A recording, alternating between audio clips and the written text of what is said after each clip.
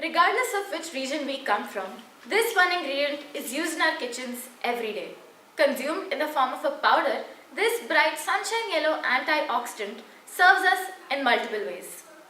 Hello, my name is Mana Pathak, a student of the Orchid School, here to talk about Haldi, humility and humanity. I know we are all so sick of hearing our elderly family members list down the various benefits of having that bitter tasting haldi doodh, or watching our family WhatsApp groups shower a bunch of clapping emojis as we discover the cure to cancer, COVID, and every ounce of pain that humans go through. It hasn't been proven by the real scientists yet, but the uncles and aunties of the WhatsApp Science Lab aren't completely wrong. Last year, fellow researchers of the Bose Institute in Kolkata published an article regarding the new insights into therapeutic activity and anti-cancerous properties of curcumin, a polyphenol compound found in turmeric. Curcumin is what makes haldi the hero, the savior, and the Ramban of almost every problem. In my eyes, haldi happens to be one of the most interesting spices. My inclination towards turmeric grew around a decade ago when my grandparents' garden was blessed with a bud of haldi. What makes me so connected to this golden root is seeing it grow in soil, blossoming into long green leaves, sprouting with large yellow-brown buds. Every March during spring, our terrace floor would be covered with a thick blanket where haldi was kept to dry. And that's when I started bonding with it. I would make some space for myself on the blanket, bathe in the sun, or stargaze while listening to music at night. Definitely one of my favorite memories from lockdown. As weird as this sounds, it was those haldi-covered blankets that made me feel safe, like a friend were giving me a hug. My wild imagination looked at those buds as if they were human figures with little arms and feet, somewhat of a gingerbread man. It was those days and nights that made me ponder and bring out the inner philosophical thinker in me. And it's these very ideas that I want to share with you all today. I believe this idea is worth sharing because it is something we can all relate to and something we all practice. The mere act of helping humans, in turn humanity, with the healing power of humility.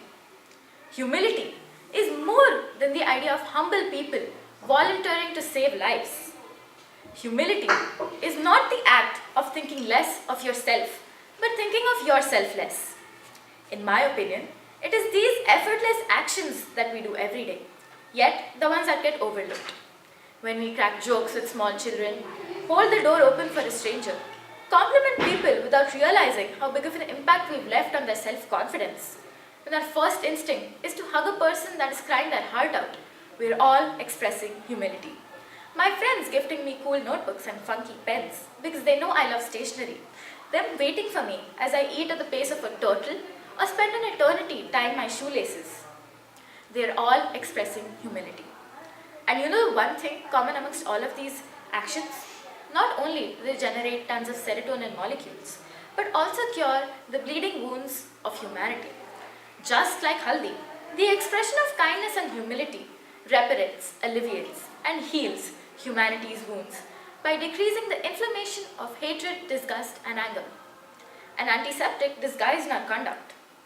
This is what makes humans as organisms so different.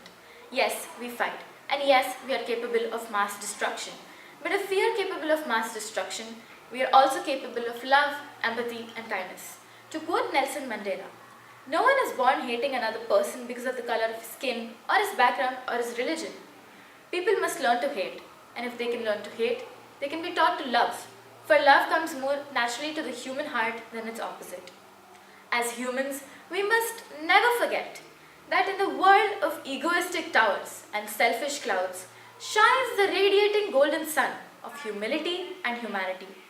Our brains must be ingrained with the concept of kindness, freedom, and love. The single key to open the hard, tough lock of humanity is humility. Did I think of all of this while sitting on a terrace? Well, somewhat of it.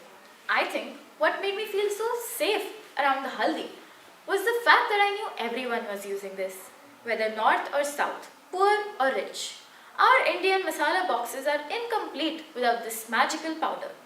Not only is this used by Indians, but is adored by foreigners. So much so that they wanted to patent this spice. And you know what? It may be golden, but it's no gem used for mortgage. It's just a regular powder that we use every day. The simplicity of this spice reminds me of how simple the concept of humility is. However, this concept goes unnoticed and isn't given much importance nor attention. When we shower love to our kinships, bring a smile to their faces, and share our feelings, we are thriving in this man-made ecosystem called humanity. I think one of the most beautiful things in this world is humanity. How we help each other during times of despair, share our joy by hugging and celebrating occasions like birthdays, when we remember people and associate them with the wonderful memories that we share. I believe we were put on earth to do just that. These actions are just like the simple powder we use, performed by all, bound to help and heal all. So the next time you see the yellowness in your fingernails or hear an old person talk about Haldi, I hope you think of humility and humanity. And remember to be kind to yourself and others. Unknowingly so, your actions are helping and healing someone. Thank you.